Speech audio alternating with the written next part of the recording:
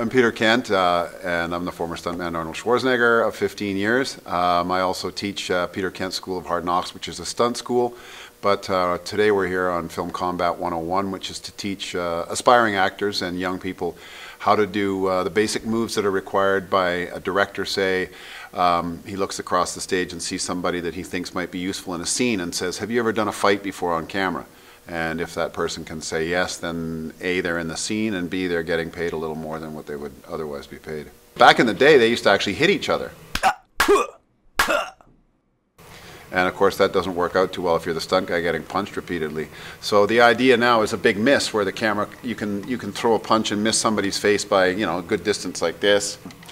But the idea behind the cheat is now, how do you cover that to make that distance look like it doesn't exist? And so that's all about the angle of the camera. And then, of course, the selling of the punch. If you're throwing it hard, you've got to make it look like you're really putting some anger behind it. And conversely, you've got to make it look like it hurt when you got hit with it. First, I pair people up and I give them some background as to what they're going to be doing.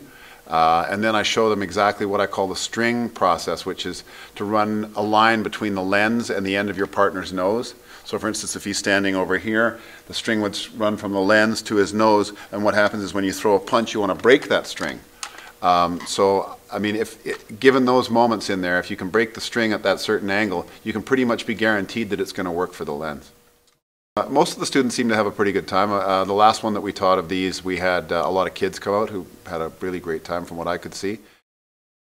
I think people take away just a sense of what's involved, whether they want to use it again or not. If they're in the film industry, then they take away a skill set that they didn't otherwise have. And I think also, if you have no interest in being in film, at least you have an understanding of how the stuff works on camera, so that what you're watching becomes a little bit more interesting for you.